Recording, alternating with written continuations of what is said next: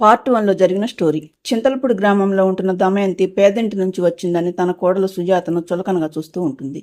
పైగా సుజాతకు పెళ్ళై 2 ఏళ్లైనా పిల్లలు లేకపోవడంతో ఆ వంక పెట్టుకుని సుజాతను చీటికి మాటికి వేధిస్తూ ఉంటుంది దమయంతి. ఒకరోజు దమయంతి తన కొడుకును కోడల్ని పిలిచి మాట్లాడుతూ తను పెద్ద కూతురు దగ్గరికి వెళ్తున్నానని, తిరిగి వచ్చేసరికి సుజాత తల్లి కాబోతుందని శుభవార్త చెప్పకపోతే తన కొడుకు హరిప్రసాద్కు మరో పెళ్లి చేస్తానని చెప్పి వెళ్లిపోతుంది దమయంతి. తర్వాత కొన్ని రోజులకు హరిప్రసాద్ సుజాతలు బయటకు వెళ్లి వచ్చేసరికి వాళ్ళ ఇంటి ముందు బొట్టలో 2 గుడ్లుంటాయి. భార్యాభర్తలిద్దరూ వాటిని తెచ్చి ఇంట్లో పెడతారు. మరుసటి రోజు దమయంతి ఊరి నుండి వస్తుంది. ఇంట్లో ఉన్న గుడ్లను చూసిన దమయంతి వాటి గురించి అడగటంతో ఆ గుడ్లను తన భార్య సుజాత పెట్టిందని తల్లికి చెబుతాడు హరిప్రసాద్. తర్వాత ఆ గుడ్లలో నుండి 2 కోడి పిల్లలు బయటకొస్తాయి. కానీ అంతకుముందు కోడల్ని పిల్లల కోసం వేధించిన దమయంతి పిల్లలు పుట్టిన తర్వాత వాళ్ళని పెద్దగా పట్టించుకోదు. అది చూసిన సుజాత అత్తగారి ప్రవర్తనకు ఆశ్చర్యపోతూ ఉంటుంది. ఇంతలో పట్టణంలో తన అక్క ఇంట్లో ఉండి చదువుకుంటున్న దమయంతి చిన్న కూతురు నీలిమ చదువు ముగించుకుని ఇంటికొస్తుంది. కానీ నీలిమ తన తల్లిలాగా కాకుండా పిల్లలతో ప్రేమగా ఉంటుంది. ఇంతలో సుజాత నిజంగానే తన తల్లి కాబోతున్నానని తెలుసుకుంటుంది. ఇక తరువాత ఏం జరుగుతుందో చూడండి. తను తల్లి కాబోతున్నానని తెలుసుకున్న సుజాతకు సంతోషం కంటే ఎక్కువగా భయం అవుతుంది. తరువాత కాసేపటికి హరిప్రసాద్ ఇంటికి రావడంతో తాను తల్లి కాబోతున్నాననే విషయం భర్తకు చెప్పి, ఇప్పుడు ఎలాగండి, అత్తయ్య గనుక ఈ సంగతి తెలిస్తే మరి ఇంట్లో ఉన్న పిల్లలు ఎవరని నిలదీస్తుంది. ఇన్ని రోజులు పిల్లలు లేరని బాధపడ్డాం, తీరా ఇప్పుడు తల్లి కాబోతున్న సమయంలో ఈ చిక్కొచ్చి పడింది అంటుంది సుజాత. దాంతో హరికి తను తండ్రి కాబోతున్నాననే సంతోషం ఒకవైపు ఉన్నా, ఈ సంగతి తల్లికి తెలిస్తే ఎంత రాద్ధాంతం చేస్తుందోనని భయంతో హడలిపోతూ ఉంటాడు హరి. దాంతో భార్యాభర్తలిద్దరూ నిజాన్ని బయటకు చెప్పుకోలేక దాచలేక అవస్థలు పడుతూ ఉంటారు. మరికొద్ది రోజులు అయ్యేసరికి సుజాత 2 గుడ్లు పెడుతుంది. కానీ అత్తగారు ఆడపడుచు వాటిని చూస్తారేమోనని అనుక్షణం భయపడుతూ ఉంటుంది సుజాత. ఒకరోజు హరిప్రసాద్ ఇంటికి వచ్చేసరికి గదిలో గుడ్లు కనిపించవు. దాంతో గుడ్లు ఏమయ్యాయోనని తన భార్యను అడుగుతాడు హరి. రోజంతా మీ చెల్లెలు మీ అమ్మ మన గదిలోకి ఎప్పుడు వస్తారో, గుడ్లను ఎప్పుడు చూస్తారోనని భయంతో చచ్చిపోతున్నానండి. అందుకే వాటిని మంచం కింద దాచిపెట్టాను. రాత్రి అవగానే వాటిని బయటికి తీసి వెచ్చదనాన్ని ఇస్తాలండి అంటుంది సుజాత.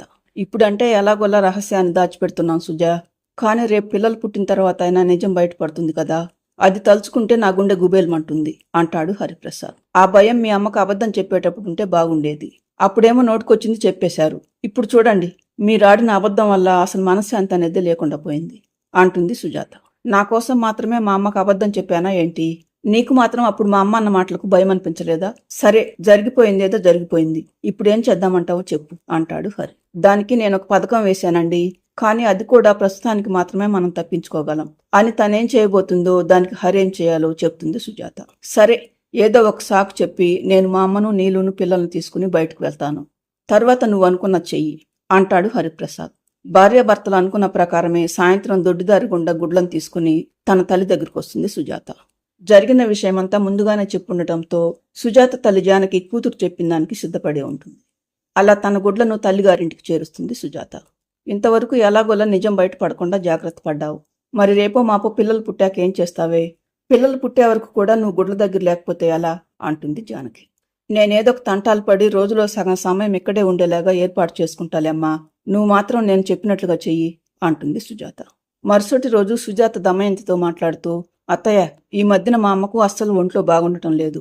డాక్టర్కి చూపిస్తే మందులు వాడుతూ పూర్తిగా విశ్రాంతి తీసుకోవాలని చెప్పారు. కాబట్టి కొన్ని రోజులు నేను మా అమ్మ దగ్గరికి వెళ్ళి అక్కడే ఉంటాను అత్తయ్య అంటుంది సుజాత. నేను నీలిమకు పెళ్లి చేయాలని సంబంధాలు వెతికే పనిలో ఉన్నాను. హరిగాడు కూడా నాకు సహాయంగా ఉండాలి. ఇప్పుడు నువ్వు నీ పుట్టింటికి వెళ్ళి కూర్చుంటే ఇంట్లో వ్యవహారాలు ఎవరు చూసుకుంటారు? అందుకే ఇప్పుడు నువ్వు మీ అమ్మ దగ్గరికి వెళ్ళి అక్కడే ఉండటానికి వీల్లేదు. కావాలంటే రోజులో ఏదో ఒక సమయంలో వెళ్ళి వస్తుండు అంటుంది దమయంతి. దాంతో ఇక సుజాత ఏమీ చేయలేక మౌనంగా ఉండిపోతుంది. అదే విషయాన్ని సాయంత్రం హరికి చెప్తుంది సుజాత.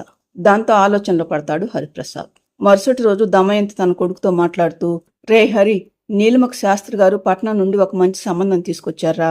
అబ్బాయి ఏదో కంపెనీలో ఉద్యోగం చేస్తున్నాడట, కానీ వాళ్ళది ఉమ్మడి కుటుంబం అని అంటున్నారు. ఆ సంబంధాన్ని ఒకసారి మనిద్దరం వెళ్ళి చూసొద్దామా అంటుంది దమయంతి. ఏంటి ఉమ్మడి కుటుంబమా? మన నీలు అలాంటి ఇంట్లో ఎమ్మడాలంటే చాలా కష్టం. అది చిన్నప్పటి నుండి స్వేచ్ఛగా తనకు నచ్చినట్లు ఉంటూ వచ్చింది. వాళ్ళ కుటుంబం ఎలాంటిదో ఏమో. అందుకే నేను ఇదివరకు చెప్పినట్లు నీలును నా స్నేహితుడు రమణ్కి ఇచ్చి పెళ్లి చేసామనుకో, అది మన కళ్ళ ముందే ఉంటుందమ్మా. ఎలాగో అక్క నీకు దూరంగా ఉంటుంది కదా, ఇప్పుడు నీలు అయినా నీ కళ్ళ ముందు ఉంటుంది అంటాడు హరి. మరి ఆ రమణకు ఆస్తిపాస్తులు పెద్దగా లేవు కదరా, నీలిమను అలాంటి వాడికి ఇచ్చి ఎలా చేస్తాము అంటుంది దమయంతి. వాడికి ఆస్తిపాస్తులు పెద్దగా లేకపోతే ఏంటమ్మా, మనకున్నాయి కదా, నువ్వే నీలుకు కావలసినంత కట్నం ఇచ్చి పెళ్లి చెయ్యి, అది కూడా సుఖంగా ఉంటుంది అంటాడు హరిప్రసాద్. ఇదంతా వింటున్న నీలిమ, నాకిప్పుడు అసలు పెళ్లి చేసుకునే ఉద్దేశమే లేదు. నన్ను అడగకుండా మీరే మాట్లాడుకుంటారేంటి అంటుంది నీలిమ. నువ్వు నోర్మొయ్, ఎప్పుడేం చేయాలో నాకు బాగా తెలుసు అని దమయంతి హరితో మాట్లాడుతూ, చూడు హరి, నేను రమణతో ఒకసారి మాట్లాడాలి. రేపు నేను వాళ్ళ ఇంటికి ఒకసారి వెళ్ళొచ్చిన తర్వాత నా నిర్ణయాన్ని చెప్తాను అంటుంది దమయంతి. మరో 2 రోజుల తర్వాత సుజాత గుడ్లలో నుండి 2 పిల్లలు బయటకొస్తారు. ముద్దుగా ఉన్న తమ పిల్లల్ని చూసుకుని మురిసిపోతూ ఉంటారు భార్యాభర్తలిద్దరు. కానీ అసలు సమస్య అక్కడే మొదలవుతుంది. తమ తల్లి దగ్గరున్నంతసేపు ప్రశాంతంగా ఉండే పిల్లలు తల్లి వెళ్ళిపోగానే ఏడుస్తూ ఉంటారు. మరోవైపు రమణతో మాట్లాడి వచ్చిన తర్వాత దమయంతి రమణతో నీలిమ పెళ్లి చేయడానికి ఒప్పుకోవటమే కాకుండా తన కూతుర్ని కూడా ఒప్పిస్తుంది. అలా కొద్ది రోజులు అయ్యేసరికి సుజాత పిల్లలు కాస్త పెద్దవాళ్ళు అవుతారు. ఒకరోజు సుజాత వెళ్లేసరికి పిల్లలిద్దరూ ఏడుస్తూ ఉంటారు. అది చూసిన సుజాత, ఏమైందమ్మా, వీళ్ళిద్దరూ ఎందుకు అలా గుక్కపట్టి ఏడుస్తున్నారు అంటుంది సుజాత. ఇంతకు ముందే వాళ్ళ నాన్న వచ్చి వెళ్ళాడమ్మా, అప్పటి నుండి మేం కూడా నాన్నతో వెళ్తామని ఒకటే ఏడుపు. ఇక వీళ్లతో వేగటం నా వల్ల కాదు సుజాత. నువ్వు మీ ఆయన ఇక్కడున్నంతసేపు సంతోషంగా ఉంటారు. మీరు వెళ్ళిపోగానే ఏడుపు మొదలు పెడతారు. ఏదో ఒకటి చేసి వీళ్లను మీ ఇంటికి త్వరగా తీసుకుపోతల్లి, నేను కాస్త ప్రశాంతంగా ఉంటాను అంటుంది జానకి. కొద్ది రోజులు ఓపిక పట్టమ్మా, మా ఆడపడుచు పెళ్ళి అనుకుంటున్నాం కదా, అది అయిపోగానే మా అత్తగారి ముందు నిజం బయట పెట్టేస్తాం. తర్వాత ఏం జరిగితే అదే జరుగుతుంది అంటుంది సుజాత. మరుసటి రోజు సుజాత పిల్లలిద్దరూ తల్లి కోసం ఏడుస్తూ ఉంటారు. ఆపన్రా, మీ అమ్మ వచ్చే టైం అయిందిలే, మీ గోల భరించలేకపోతున్నాను, నా తల పగిలిపోతుంది, నేను వెళ్ళి కాసేపు పడుకుంటాను, మీరు ఇక్కడే ఉండండి అని పక్క గదిలోకి వెళ్ళిపోతుంది జానకి. దాంతో పిల్లలిద్దరూ తల్లిని వెతుక్కుంటూ బయలుదేరతారు. మరి కాసేపటికి సుజాత వస్తుంది. జానకి కంగారు పడుతూ ఉండటంతో, ఏంటమ్మా కంగారు పడుతున్నావు అంటుంది సుజాత. పిల్లలు కనిపించటం లేదమ్మా, ఇంతకు ముందు వరకు ఇక్కడే ఉన్నారు, నాకు కాస్త తలనొప్పిగా ఉండటంతో పడుకున్నాను, కాసేపటి తర్వాత వచ్చి చూస్తే కనిపించడం లేదు అంటుంది జానకి. దాంతో సుజాతకు పై ప్రాణాలు పైనే పోతాయి. ఏంటి, పిల్లలు కనిపించటం లేదా? అయ్యో, నా పిల్లలిద్దరూ ఎటు వెళ్ళిపోయారో ఏంటో అంటూ ఊర్లోకి పరిగెడుతుంది సుజాత. కానీ ఎంతసేపు వెతికినా కనిపించకపోవడంతో ఇంటికొచ్చి ఏడుస్తూ తన భర్తకు పిల్లలు కనిపించటం లేదని చెప్తుండగా అప్పుడే దమయంతి నీలిమ అక్కడికి వస్తారు. సుజాత మాటలు విన్న దమయంతి, పిల్లలిద్దరూ ఇంట్లోనే పడుకుని నిద్రపోతున్నారు కదరా, కనిపించకపోవటం ఏంటి అంటుంది దమయంతి. దాంతో సుజాత, ఏం జరిగితే అదే జరుగుతుందనుకుని, మమ్మల్ని క్షమించండి అత్తయ్య, మేం మీ దగ్గర చాలా విషయాలు దాచాం అని గుడ్లు ఇంటి ముందు కనిపించిన దగ్గర నుండి అన్ని విషయాలు చెప్తుంది సుజాత. దాంతో దమయంతి నిర్ఘాంతపోతూ, ఏంటి, నీకు పుట్టిన పిల్లల్ని మీ అమ్మ వాళ్ళ ఇంట్లో ఉంచితే కనిపించకుండా పోయారా? అయ్యో, పిల్లలు ఎటు వెళ్ళిపోయారో ఏంటో, వెంటనే వెతుకుదాం పదండి అంటుంది దమయంతి. దాంతో సుజాత ఆశ్చర్యపోతూ, మేం మీ దగ్గర ఇంత పెద్ద రహస్యాన్ని దాచిపెట్టినా కానీ మీకు మా మీద కోపం రావట్లేదు అత్తయ్య అంటుంది సుజాత. మీ మీద కోపం తెచ్చుకునే అర్హత నాకు లేదమ్మా. అసలు ఇంటి ముందు గుడ్లను తెచ్చిపెట్టింది ఎవరో తెలుసా? నేనేనమ్మా. అసలేం జరిగిందో చెప్తాను వినండి. నా పెద్ద కూతురు రమ్మని కబురు పెట్టడంతో నేను పట్నం వెళ్ళాను. అక్కడికి వెళ్ళాక నాకు ఒక భయంకరమైన విషయం తెలిసింది. అదేంటంటే నా చిన్న కూతురు నీలిమ తను చదువుకునే చోట ఎవరినో నమ్మి మోసపోయిందని. వాడు దీని అమాయకత్వాన్ని ఆసరాగా చేసుకుని పెళ్లి చేసుకుందామని నమ్మించి తల్లి కాబోతుందని తెలిసి పారిపోయాడు. ఆ మోసగాడు నీలిమ లాంటి చాలా మంది అమ్మాయిలను అలాగే మోసం చేశాడని, నీలిమ సంగతి తెలుసుకున్న నా అల్లుడు నిజం బయట పెడితే తన పరువు పోతుందని నీలిమని వెంటనే అక్కడి నుండి తీసుకువెళ్లమని నాతో చెప్పాడు. నీలిమ అప్పటికే 2 గుడ్లు పెట్టింది.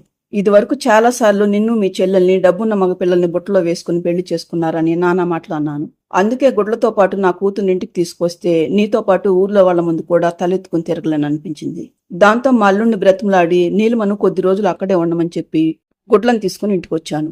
సమయానికి నువ్వు హరి ఇంట్లో లేరు. దాంతో గుడ్లను మన ఇంటి ముందు పెట్టి నేను వెళ్ళిపోయాను. ఆ రోజు రాత్రికి గుళ్ళో పడుకుని తెల్లవారు ఏమీ జరగనట్లు ఇంటికొచ్చాను. ఇంటికొచ్చాక ఆ గుడ్లను నువ్వే పెట్టావని హరి అన్నాడు. దాంతో నిజం తెలిసినా గానీ నేను బయటపడలేదు. అందుకే పిల్లలతో కూడా వాళ్ళ తండ్రి నా కూతుర్ని మోసం చేసిపోయాడనే కోపంతో వాళ్ళతో కూడా ప్రేమగా ఉండలేకపోయాను. నువ్వు నా కొడుకేమో నీ మీద కోపంతో పిల్లల్ని దూరం పెడుతున్నానని అనుకున్నారు. ఎంత కాదనుకున్నా నీలిమ వాళ్లకు కన్నతల్లి కదా, అందుకే ఇంటికి వచ్చిన దగ్గర నుండి వాళ్ళని వదిలి ఉండలేకపోతుంది. ఆ రోజు పట్నంలో నీలిమకు సంబంధం చూశానని చెప్పిన మాట కూడా అబద్ధమే. ఒకరి చేతిలో మోసపోయిన నా కూతుర్ని ఆ విషయం దాచిపెట్టి వేరే వాళ్ళకిచ్చి పెళ్లి చేయడం నాకు ఇష్టం లేదు. నేను పట్నంలో నీలిమకు సంబంధం చూశానని చెప్పడంతో నా కొడుకు తన స్నేహితుడు రమణ విషయం మళ్లీ గుర్తు చేశాడు. అందుకే రమణతో మాట్లాడాలని నేను అన్నాను. తరువాత నీలిమను ఒప్పించి వెళ్లి రమణతో నీలిమ విషయంలో జరిగిందంతా చెప్పి, అయినా నీలిమను పెళ్లి చేసుకుంటావని అడిగాను. నీలిమ ఎవరిని మోసం చేయలేదని, మోసపోవటం నీలిమ అమాయకత్వం కాబట్టి నీలిమను పెళ్లి చేసుకోవటానికి తనకేమీ అభ్యంతరం లేదని రమణ అన్నాడు. నా కోడల ముందు నా పరువు నా కూతురు పరువు పోకూడదని ఇదంతా చేశాను. కానీ నా నోటి దురుసు కారణంగా ఇప్పుడు నా సొంత మనవళ్లనే దూరం చేసుకోవాల్సి వచ్చింది. ఇప్పటి వరకు నేను చాలాసార్లు అవమానించాను. నన్ను క్షమించి వెంటనే అందరం కలిసి పిల్లల్ని వెతుకుదాం పదమ్మా అని దమయంతి అంటుండగానే హరిప్రసాద్ స్నేహితుడు రమణ సుజాత పిల్లలిద్దరిని తీసుకుని అక్కడికి వస్తాడు. తన పిల్లల్ని చూడగానే సుజాత ప్రేమగా వాళ్ళని అక్కుని చేర్చుకుంటుంది. వీళ్ళెక్కడ కనిపించారా నీకు అంటాడు హరిప్రసాద్. నేను పొలం దగ్గరికి వెళ్ళొస్తుంటే దారిలో వీళ్ళిద్దరూ ఏడుస్తూ కనిపించారా? మీ అమ్మ నాన్న పేర్లేంటంటే వాళ్ళు సుజాత పేరు చెప్పారు. అందుకే ఇక్కడికి తీసుకొచ్చాను అంటాడు రమణ. అంటే వీళ్ళిద్దరూ నా కొడుకు పిల్లలన్నమాట, ఈ ఇంటి వారసులు అంటూ మనవణ్ణి మనవరాల్ని ప్రేమగా దగ్గరకు తీసుకుంటుంది దమయంతి. ఆ రోజు సాయంత్రం సుజాత ఇంట్లో వాళ్ళతో మాట్లాడుతూ, నీలిమకు రమణకు పెళ్లి చేసిన తర్వాత కూడా 4 పిల్లలు నా దగ్గరే పెరుగుతారు అత్తయ్య, పిల్లల్ని ఎక్కడికి పంపించేది లేదు అంటుంది సుజాత. వాళ్ళు పుట్టక ముందే నువ్వు వాళ్ళకి తల్లివయ్యా వదినా, కాబట్టి ఎప్పటికీ 4 నీ పిల్లలే అంటుంది నీలిమ. ఇంత మంచి మనసున్న నిన్ను నా మాటలతో ఎంతో కష్టపెట్టాను సుజాత, ఇక నుండి నాకు 2 కూతుర్లు కాదు, నీతో కలిపి 3 అంటుంది దమయంతి. తరువాత ఆ ఇల్లు పిల్లలతో సందడిగా మారిపోతుంది.